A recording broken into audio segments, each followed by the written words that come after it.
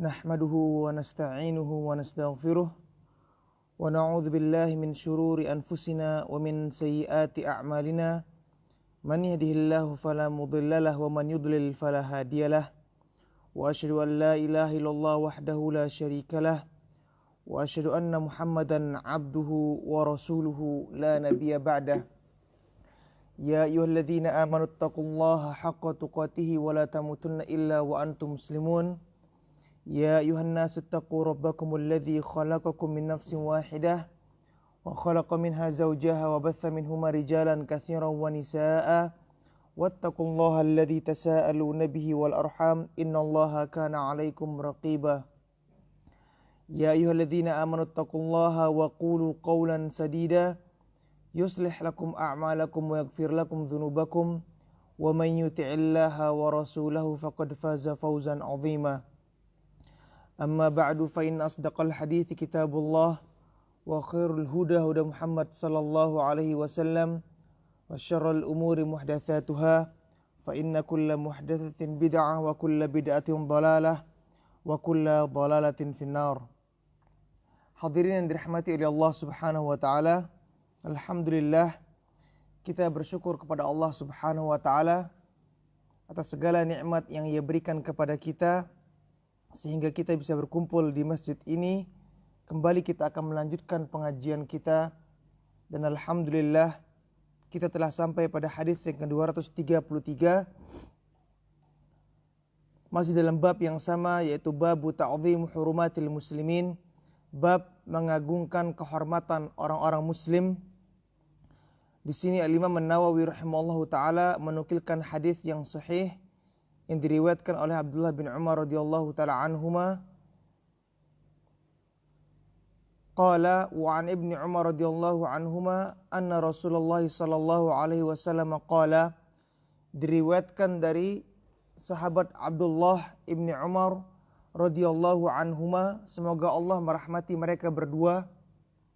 Dan telah kita jelaskan pada pertemuan sebelumnya bahwasanya seseorang yang memiliki anak yang soleh atau seseorang yang memiliki keturunan yang soleh, maka ia akan mendapatkan keuntungan dari kesolehan anaknya tersebut. Dan di antara keuntungan yang bisa ia dapatkan adalah seperti di sini misalnya, ketika kita menyebut Abdullah bin Umar radhiyallahu anhuma, maka sebagian orang juga ikut mendoakan ayahnya Umar ibn Khattab radhiyallahu taala anhu. Seorang yang memiliki anak yang soleh akan mendapatkan banyak fadilah dari Allah Subhanahu wa taala, di mana disebutkan oleh para ulama, setiap ibadah, setiap amalan yang dikerjakan oleh anaknya, maka orang tua akan mendapatkan pahala dari anaknya tersebut. Sebagaimana yang difirmankan oleh Allah Subhanahu wa taala, Allah berfirman, wa an laisa lil insani illa ma sa'a. Dan seseorang itu tidak akan mendapatkan melainkan apa yang ia usahakan. Anak adalah hasil didikan dari orang tuanya, sehingga ketika anak tersebut beribadah kepada Allah, bertakwa kepada Allah, maka orang tua juga akan mendapatkan bagian dari pahala dari Allah Subhanahu wa taala. Orang tua akan harum namanya. Setiap kali orang melihat seorang anak yang soleh, yang bertakwa kepada Allah, maka orang akan mengatakan ini adalah anak yang dididik oleh orang tuanya yang Masya Allah. Akan harum nama orang tuanya. Ketika kita mendoakan anak tersebut kebaikan, maka otomatis orang juga akan mendoakan orang tuanya.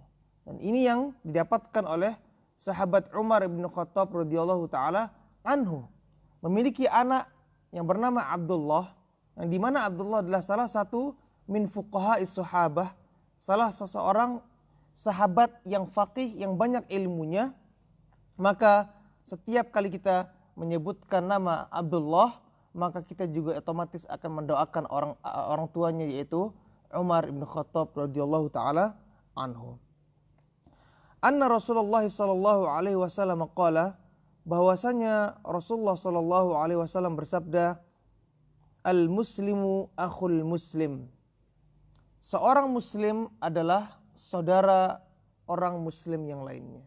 Dan kita telah jelaskan ya, kebanyakan hadis yang dinukil oleh Imam An-Nawawi di penghujung bab ini memiliki keterikatan satu sama yang lainnya. Di mana pada pertemuan yang sebelumnya telah kita jelaskan bahwasanya seorang muslim adalah saudara muslim yang lainnya. Dalam firman Allah Subhanahu wa taala, Allah menyebutkan innamal mu'minuna ikhwatun. Sungguhnya orang-orang yang beriman itu bersaudara. Dan persaudaraan di atas iman, persaudaraan di atas Islam jauh lebih ketat, jauh lebih erat dan lebih kuat dibandingkan persaudaraan karena darah. Kenapa demikian? Karena persaudaraan di dalam Islam, persaudaraan karena iman itu akan mendatangkan manfaat bagi keduanya baik di dunia ataupun di akhirat.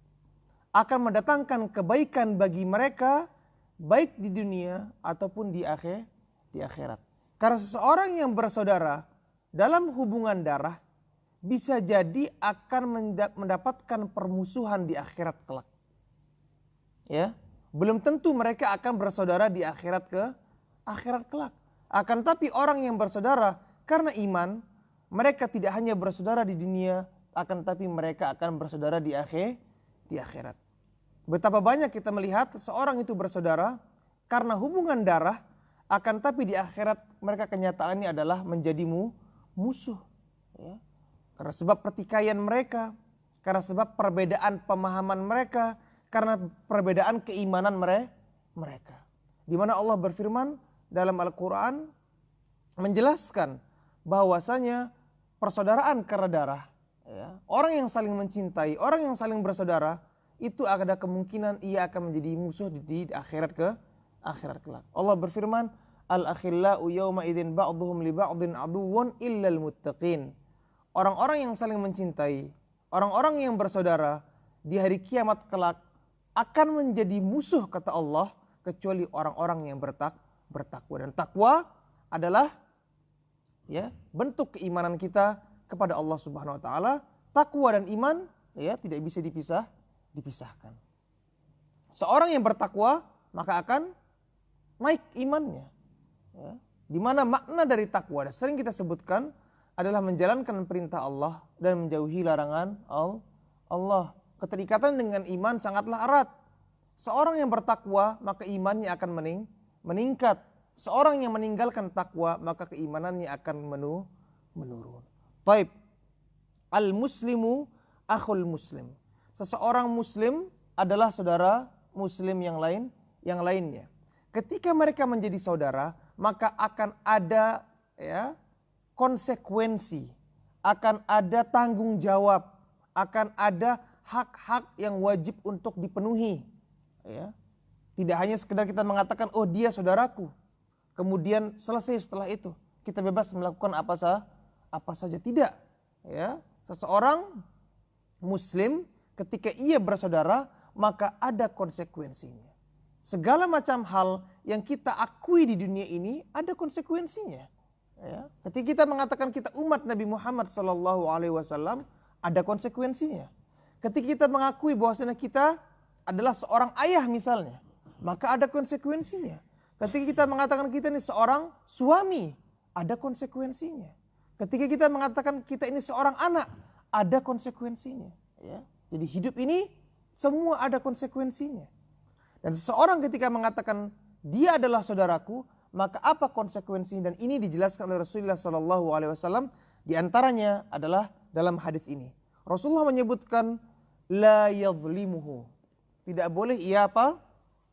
Menzoliminya, haram. Dan ini ya berkaitan dengan hadis-hadis sebelumnya, di mana Rasulullah SAW mengatakan bahwasanya haram hukumnya menzolimi sesama saudara kita.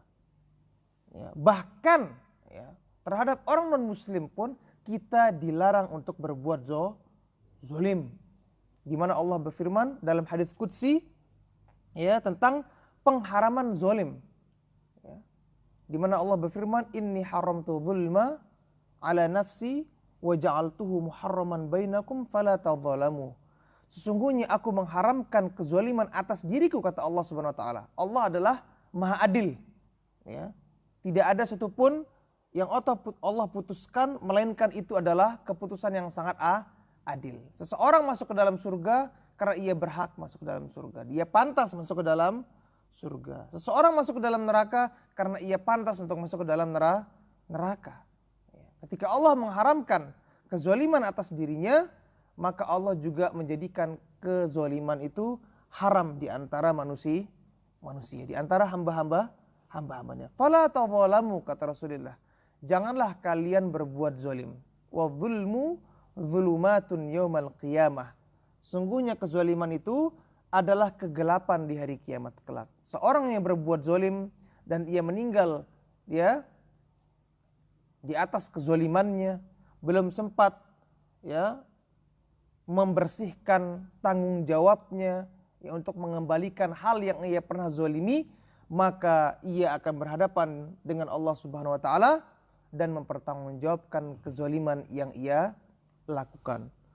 Di sini Rasulullah menyebutkan la yadhlimuhu, tidak boleh kita menzolimi saudara kita, ya.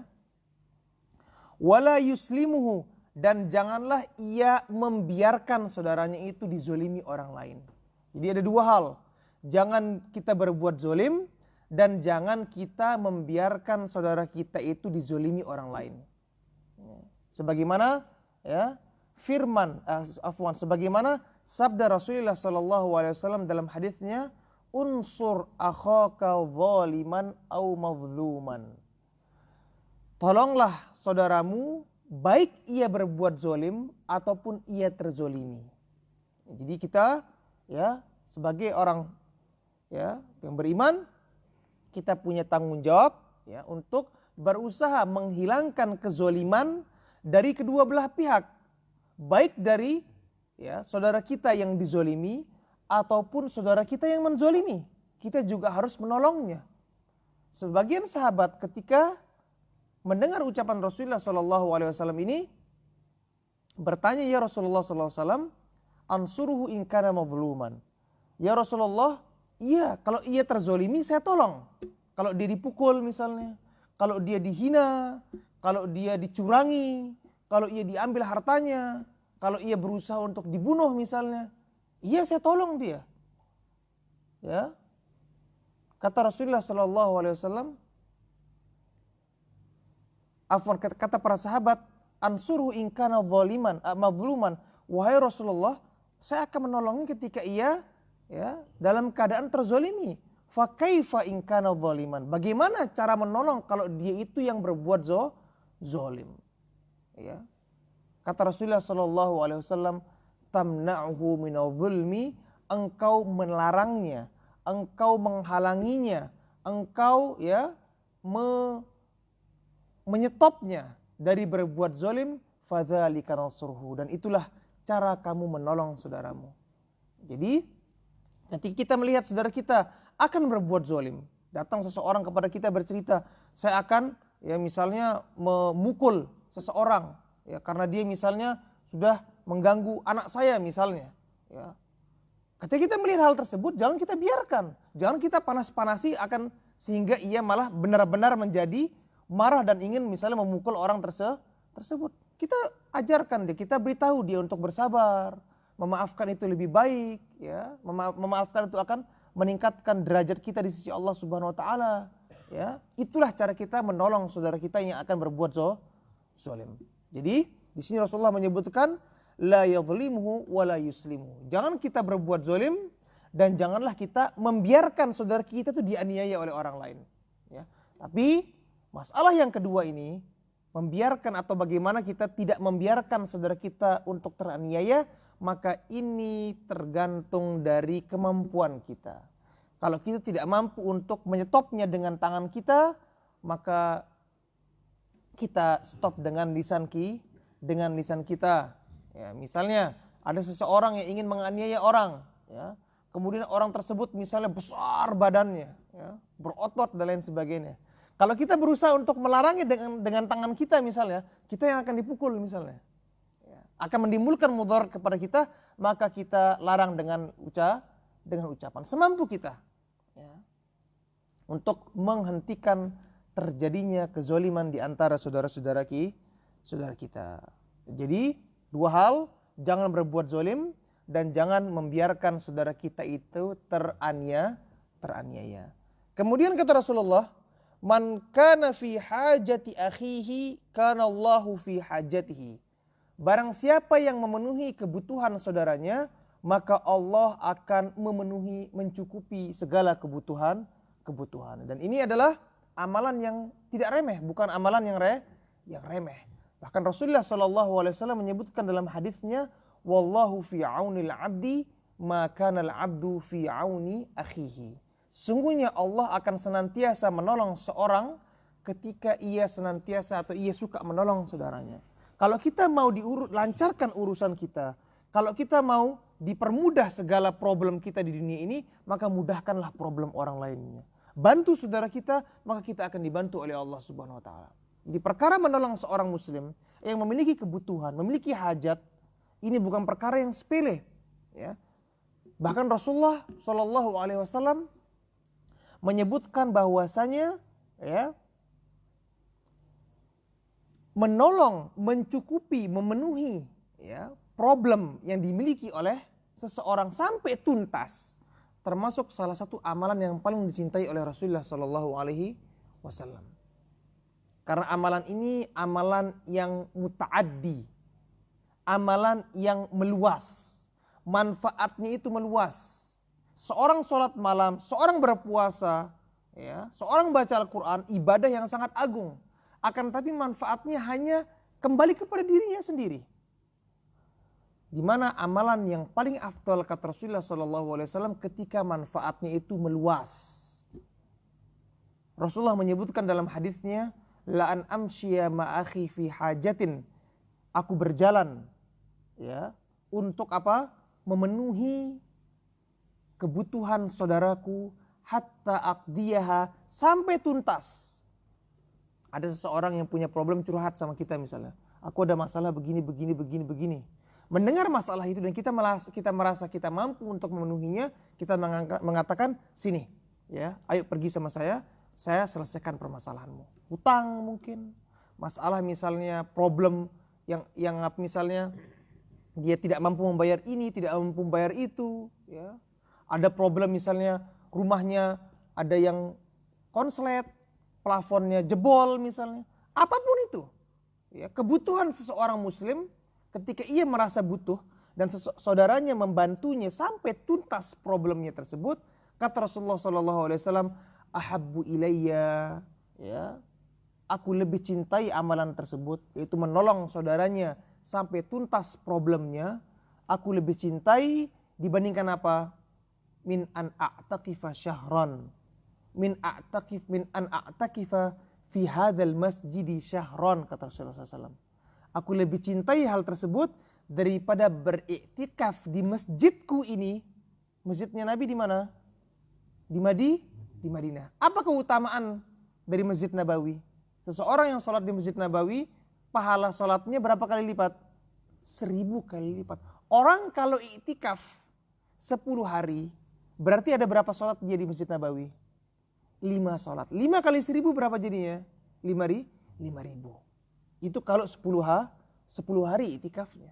Ini Rasulullah mengatakan, aku menolong, ya, saudaraku yang memiliki keperluan, sampai keperluan itu selesai, sampai keperluan itu tuntas, aku lebih cintai dibandingkan beriktikaf di Masjid Nabawi ini selama sebulan.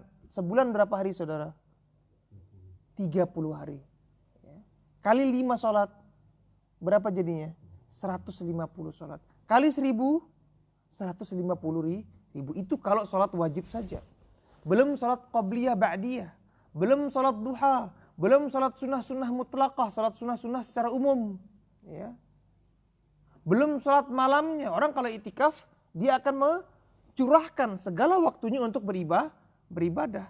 Ya. Bukan malah ngumpul di masjid kemudian ngobrol-ngobrol. Ya. Bayangkan, menolong saudara ini bukan perkara yang sepele. Lebih dicintai oleh Rasulullah SAW daripada itikaf di Masjid Nabawi selama sebulan loh, bukan 10 hari, bukan 2 hari, 3 hari, sebulan kata Rasulullah SAW. Dalam riwayat yang lainnya syahroin, 2 bulan kata Rasulullah Shallallahu Alaihi Wasallam. Di mana Allah sangat mencintai ketika melihat saudaranya menolong saudaranya yang lainnya. Dan itu merupakan konsekuensi dari kita mengakui kita bersaudara. Ya, al-muslimu akhul muslim, seorang muslim saudara muslim yang lainnya. Baik. Wa man farraja an muslimin kurbatan farrajallahu anhu biha kurbatan. Barang siapa yang melapangkan, ya, dan ini masih sama kaitannya dengan ucapan Nabi yang sebelumnya. Barang siapa yang menghilangkan problem, beban, ya, masalah yang dimiliki oleh seorang muslim, maka Allah akan lapangkan, Allah akan hilangkan, Allah akan, ya, mudahkan, ya, problemnya nanti di akhirat kelak. Ini adalah manfaat yang didapatkan oleh seseorang ketika di akhirat. Ya. Manfaat yang dia dapatkan di dunia, yaitu ketika ia menolong seseorang, Allah akan menolongnya.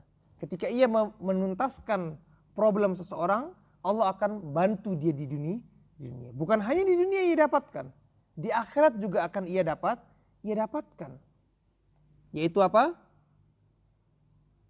Allah akan hilangkan, ya, kesulitannya di hari kiamat kelak.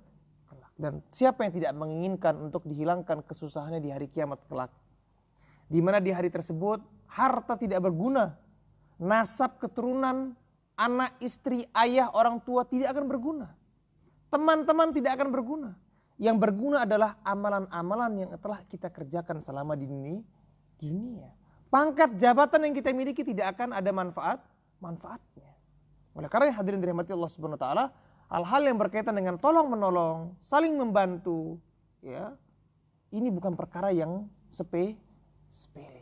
Banyak orang yang menganggap bahwa ibadah itu hanya yang berkisar antara sholat, ya, misalnya, kemudian berpuasa, membaca Al-Quran. Kita katakan itu adalah ibadah yang sangat agung, ibadah yang sangat luar biasa. Dan tidak boleh kita meremehkan ibadah-ibadah tersebut. Bisa kufur kita kalau meremehkan syariat Allah Subhanahu wa taala. Akan tetapi ada amalan-amalan yang dimana amalan tersebut, ya, begitu luar biasa manfaatnya bagi seseorang. Begitu besar fadilahnya akan didapatkan di hari kiamat kelak. Baik. Rasulullah kemudian menyebutkan wa man satara musliman satarahullahu yaumal qiyamah. Barang siapa yang menutupi saudaranya di dunia, maka Allah akan menutupi dirinya di hari kiamat kelak. Maksud menutupi saudaranya di dunia adalah menutupi aib saudaranya. Dan aib terbagi menjadi 2. Ada aib yang bersifat fisik, ada aib yang bersifat perbuatan atau akhlak. Aib yang bersifat fisik, misalnya seorang itu memiliki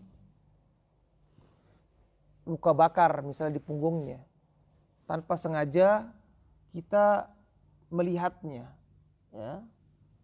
Dan orang tersebut tidak menginginkan hal tersebut, tentu saja tidak menginginkan orang lain mengetahui bahwa ia memiliki cacat di punggungnya. Maka tidak boleh kita mengatakan kepada orang lain, si fulan punggungnya terbakar. Akan ada bekas noda, akan ada bekas bercak di punggungnya yang di mana itu bekas terbakar.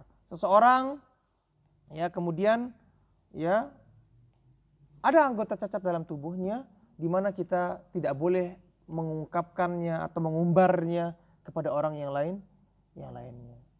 Kemudian yang kedua adalah cacat yang bersifat perbuatan, aib yang bersifat perbuatan, dosa, ya, akhlak yang buruk, ya, kemudian maksiat.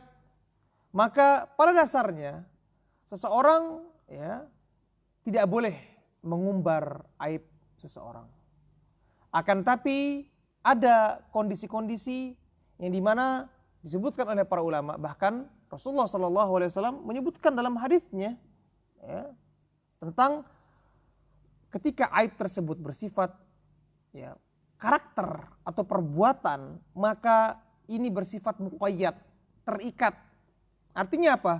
Ketika ada keperluan untuk mengumbarnya, ada keperluan untuk menyampaikannya ke orang lain, maka kita boleh, bahkan mungkin harus untuk menyampaikannya karena ada maslahat. Jadi tapi pada dasarnya aib seseorang itu untuk ditutupi. Ketika ada maslahat untuk disampaikan, maka kita sampaikan. Sebagaimana dalam sebuah bait ya, yang disebutkan oleh Al-Imam An-Nawawi, si penulis buku yang sedang kita baca ini, di mana Al-Imam An-Nawawi menyebutkan ada 6 karakter, 6 kriteria seseorang itu diperbolehkan untuk mengumbar aib orang yang lainnya. Dan itu bukan termasuk ghibah. Ya. Kembali pada dasarnya, ketika seorang menyampaikan aib saudaranya kepada orang lain, sesuatu yang saudaranya itu tidak suka, maka ini dinamakan apa? Ghibah pada dasarnya. Namun ketika ada maslahat yang mengharuskan ya, ia untuk menyampaikan aib saudaranya tersebut, maka bukan termasuk ghibah. Di mana di dalam bait syairnya Imam An-Nawawi menyebutkan ya tentang masalah ini, al-qadhu laisa bighibatin fi sittatin. Ya, sesungguhnya menyebutkan keburukan saudaranya bukan termasuk ghibah dalam 6 hal. Dalam 6 hal. Mutadzallimun, orang yang terzalimi. Orang yang terzalimi. Seorang diambil hartanya, ditipu oleh seseorang. Orang yang menipu saudaranya ini bukankah ia berbuat dosa? Bukankah ia berbuat kesalahan? Bukankah ia berbuat keburukan? Bukankah itu adalah aib dari saudaranya itu yang menipu saudaranya ini? Nah, orang yang terzalimi ini, ia punya hak untuk apa? Misalnya melapor ke polisi.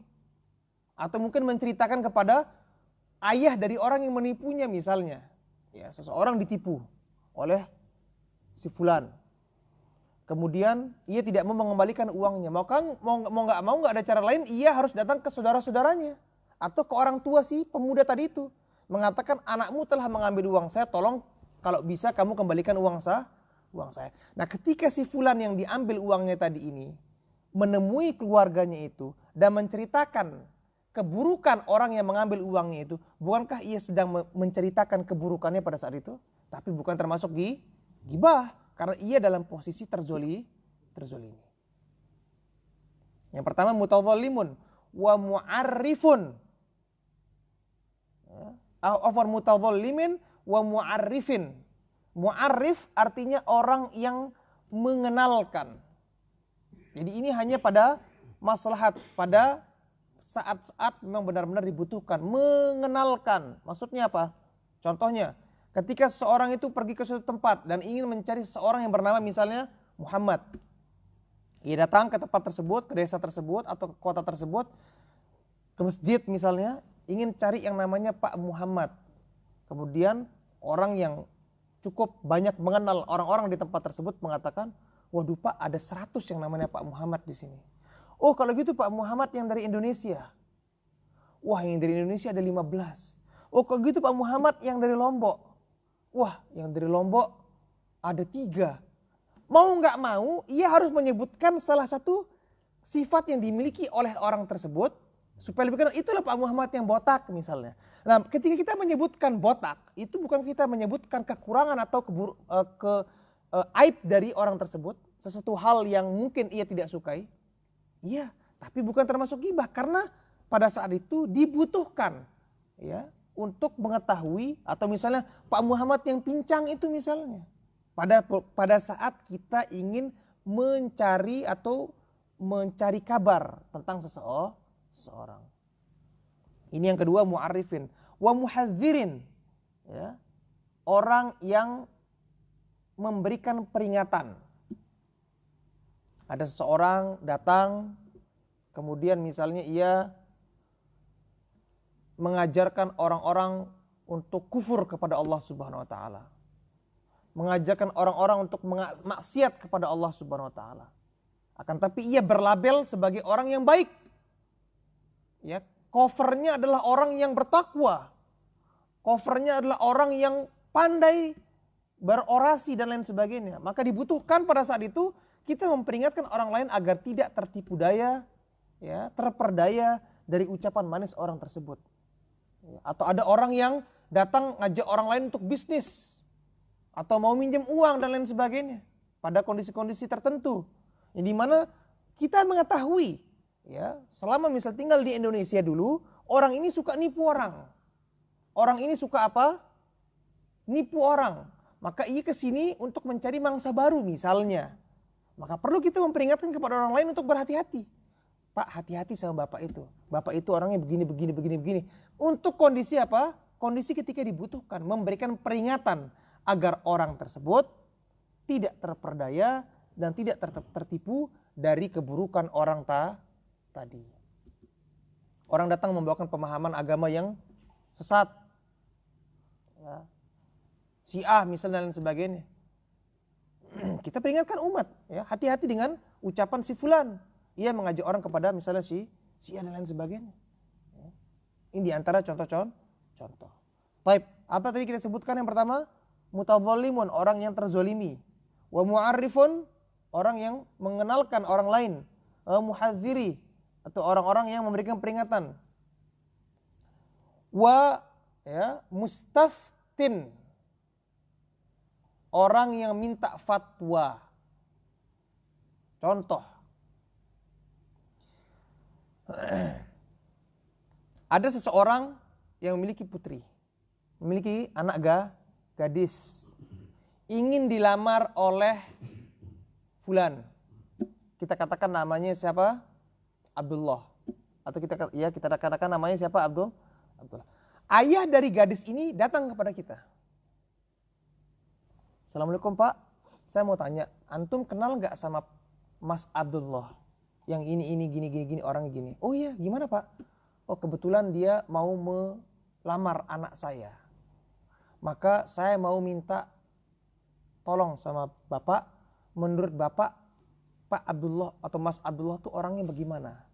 Maka ia minta fatwa kepada kita, minta penjelasan tentang apa? Tentang si Abdullah ini misalnya.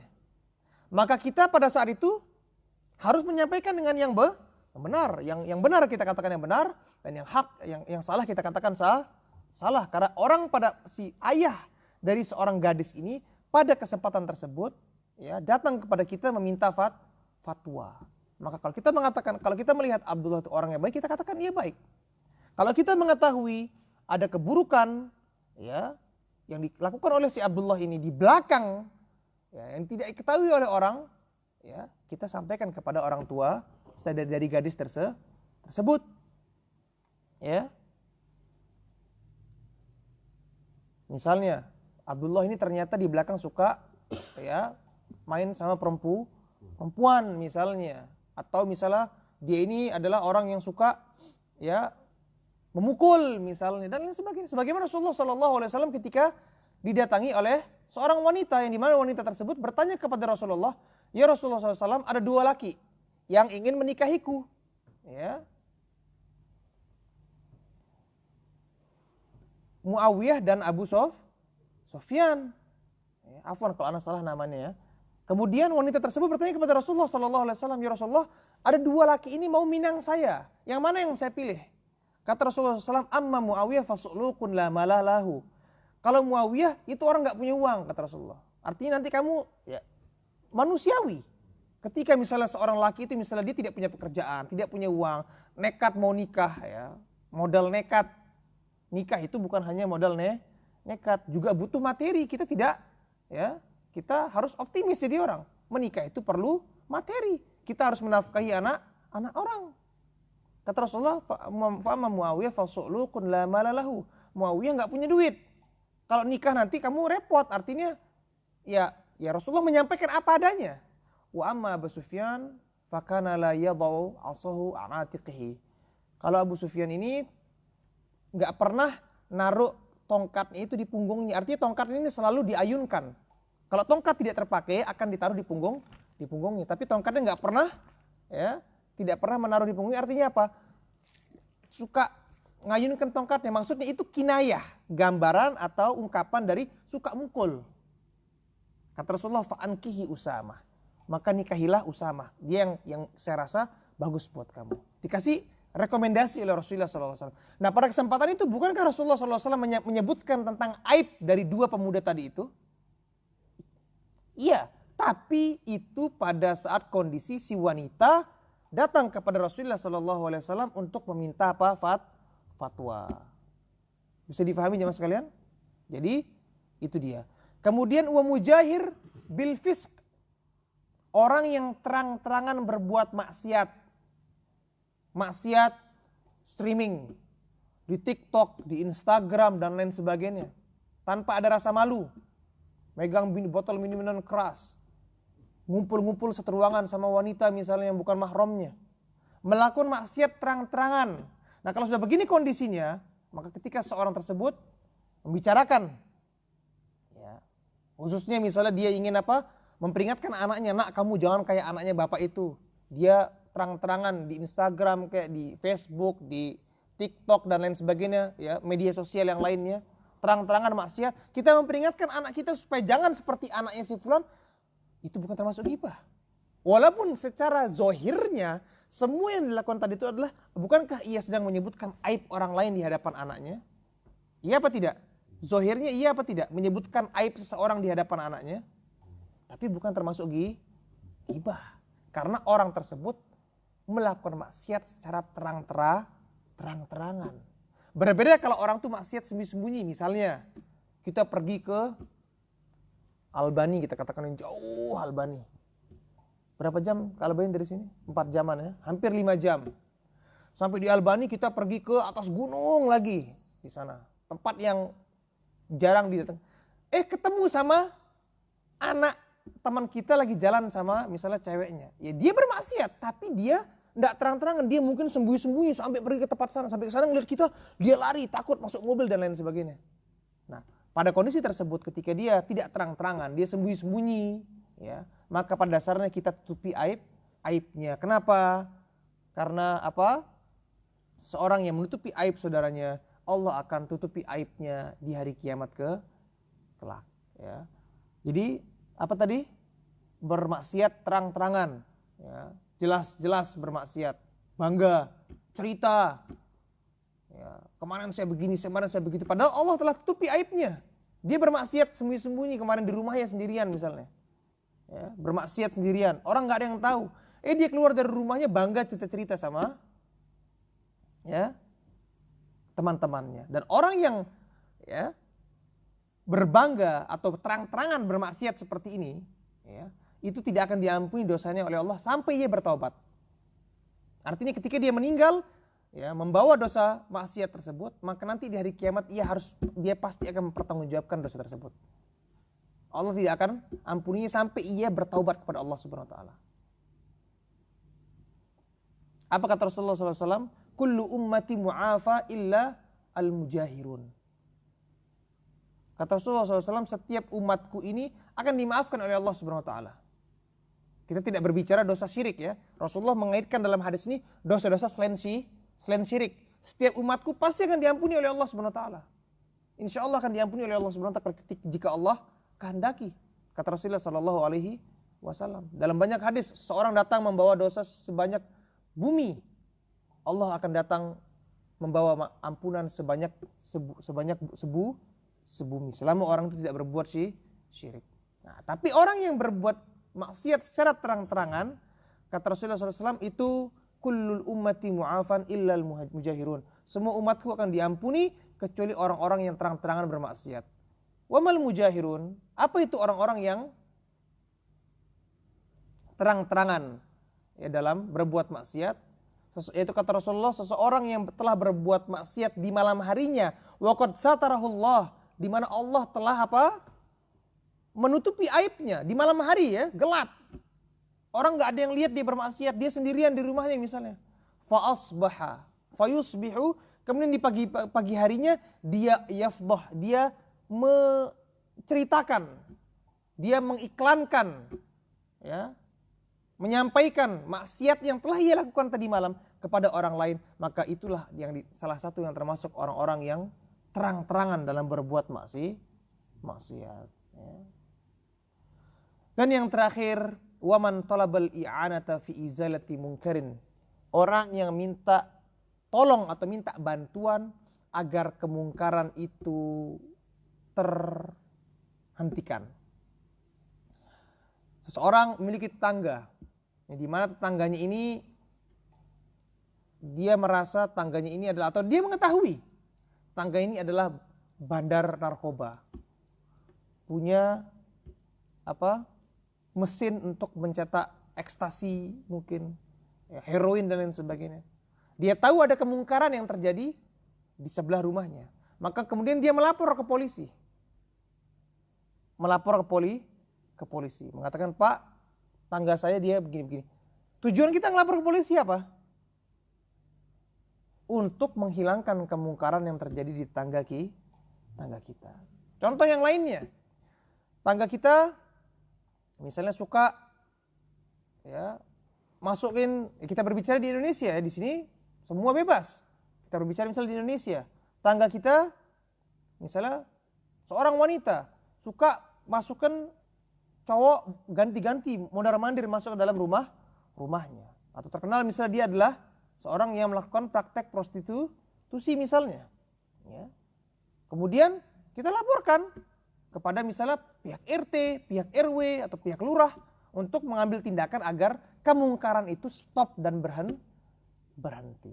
Ketika kita melapor tadi itu, bukankah kita menyebutkan keburukannya? Secara zahirnya iya. Apakah termasuk ghibah? Maka tidak. Jadi itulah dia 6 hal yang disampaikan oleh Al-Imam An-Nawawi tentang bagaimana seseorang itu ketika menyebutkan aib saudaranya, ketika ada, dan semua dari 6 itu ada maslahatnya. Iya apa tidak? Bukan hanya sekedar kita lagi duduk-duduk, ngobrol, kemudian menceritakan tentang keburukan saudara kita hanya sebagai teman ngopi. Atau sebagai misalnya teman duduk, bahan pembicaraan.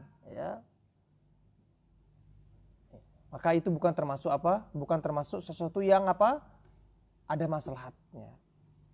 Jadi hadirin dirahmati Allah Subhanahu wa taala, itu dia konsekuensi, salah satu, banyak konsekuensi yang harus dilakukan oleh seseorang ketika ia mengakui bersaudara dengan seorang muslim yang lainnya. Hakul muslim ala muslim sittun. Kata Rasulullah SAW di antara hadis-hadis tentang konsekuensi sebagai kita merasa bersaudara, hak seseorang muslim dengan muslim yang lainnya ada 6. Idza laqitahu fasallim alaih. Kalau kamu berjumpa dengannya, salam. Ucapkan assalamualaikum. Ketika kita mengucapkan salam kepada saudara kita, itu bukan hanya kepada orang yang kita kenal. Siapapun, selama ia beriman kepada Allah Subhanahu wa taala, ia adalah orang Islam, maka kita ucapkan salam kepada dia. Orang yang mengucapkan salam hanya kepada orang yang ia kenal saja, bahkan saling kenal tapi ada problem sedikit, misalnya nggak saling salam misalnya, maka ini adalah di antara tanda-tanda datangnya hari kiamat atau dekatnya hari kiamat yang disebutkan oleh Rasulullah SAW. Min alamatis sa'ah, di antara tanda-tanda hari kiamat, seorang itu tarkus salam, tidak mengucapkan salam illa liman ya'rif, kecuali bagi orang yang ia kenal. Yang tidak kenal tidak ucapin salam. Ini dia hal yang perlu kita perhatikan. Kemudian terlalu banyak hadis-hadisnya, insya Allah akan kita jelaskan pada pertemuan-pertemuan yang berikutnya, tentang bagaimana konsekuensi dari seseorang itu bersaudara.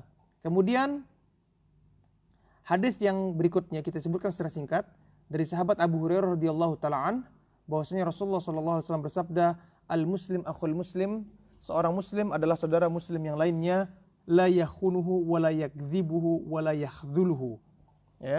Tidak boleh dia mengkhianati saudaranya tersebut. Jadi di antara konsekuensi yang lainnya, tidak boleh mengkhianatinya, tidak boleh mendustainya, membohong-bohonginya, mempermainkannya. Wala yakhdhuluhu, tidak boleh menghinakannya, menipunya. Kullul muslim alal muslim haram. Setiap muslim terhadap muslim yang lainnya itu ada hal-hal yang tidak boleh ia kerjakan. Haram hukumnya, nggak boleh diganggu, nggak boleh tadi kita sebutkan tidak boleh dizolimi, tidak boleh dibiarkan dizolimi, Di sini disebutkan tidak boleh dikhianati, tidak boleh didustai, tidak boleh direndahkan, ya. Kemudian irduhu wa maluhu wa damuhu. Kehormatannya haram, tidak boleh diusik kehormatannya, tidak boleh diganggu. Wa maluhu, dan hartanya juga haram, tidak boleh diambil, tidak boleh diganggu hartanya. Wa damuhu, dan darahnya juga haram, tidak boleh ditumpahkan darahnya. Dan hal yang berkaitan dengan darah ini juga berkaitan dengan madunahu, dan hal yang selain ataupun lebih rendah daripada darah, yaitu adalah segala sesuatu yang berkaitan dengan anggota tubuh seseorang. Ya, termasuk memukul, menampar, ya, menganiaya. Seorang mengatakan, Ustaz, ini kan darah. Selama belum berdarah berarti bukan zolim. Ya, berarti kalau gitu kamu boleh dong memukulin saudaramu walaupun tidak berdarah. Tidak demikian. Darah ini adalah ya wa madunahu, dan apa yang berkaitan dengan darah itu yang ada pada tubuh seseorang. Tidak boleh diganggu. Ya. Wa taqwa hahuna, dan takwa di sini kata Rasulullah SAW dalam hati seorang, ya. Bihasbi imri'in minasyari an yahqir akhahul muslim. Cukup seseorang itu dikatakan sebagai orang syarr, seseorang yang buruk, seorang yang jahat, ketika ia merendahkan saudaranya yang saudaranya sesama muslim, merendahkannya, ya, mengucapkan ucapan yang menyakiti hatinya, mengucapkan ucapan yang menjatuhkan kehormatannya dan lain sebagainya. Ya. Cukup seorang itu dikatakan sebagai orang yang buruk, syarr. Syarr lawan kata dari apa? Khair. Khair atau khair itu adalah orang yang baik. Syarr itu artinya orang yang buruk. Ya. Orang yang jelek, orang yang jahat. Kata Rasulullah SAW, ya, di antara ya, hal-hal yang dilakukan oleh seseorang kepada saudaranya yang itu bisa membuat dia cukup dikatakan sebagai orang yang buruk adalah ketika ia merendahkan saudaranya sesama muslim. Jadi itu dia hal-hal yang perlu kita perhatikan, ya. Kita sering mengagungkan kita ini bersaudara inamal kebersamaan, harus bersaudara, harus ini dan sebagainya. Akan tapi hal-hal seperti ini tidak diperhatikan. Ya. Jadi kebersamaan, persaudaraan itu bukan hanya sekedar logo, bukan hanya sekedar ya cover, judul. Yang perlu kita perhatikan adalah bagaimana hakikat dan inti dari persaudaraan tersebut. Nanti misalnya di antara konsekuensi dari bersaudara adalah saling menasihati, ya, saling mengajak kepada kebaikan. Banyak nanti akan kita jelaskan pada hadis-hadis yang berikutnya. Mudah-mudahan Allah Subhanahu wa taala melindungi kita dari sifat-sifat tercela tadi itu, dan mudah-mudahan Allah Subhanahu wa taala menganugerahi kita sifat-sifat yang baik, akhlak-akhlak yang baik, di mana seorang yang memiliki karakter yang baik dalam agama ini, ia akan mendapatkan fadilah dan keutamaan yang besar dari Allah Subhanahu wa taala sebagaimana kita sebutkan pada hadis-hadis yang sebelumnya tadi itu. Dan mudah-mudahan Allah Subhanahu wa taala memberikan taufik kepada kita dan memberikan kita hidayahnya, dan mudah-mudahan Allah Subhanahu wa taala menerima segala amal ibadah kita semuanya. Saya tutup sampai di sini. Subhanakallahumma wa bihamdika asyhadu an la ilaha illa anta astaghfiruka wa atubu ilaik. Assalamualaikum warahmatullahi wabarakatuh.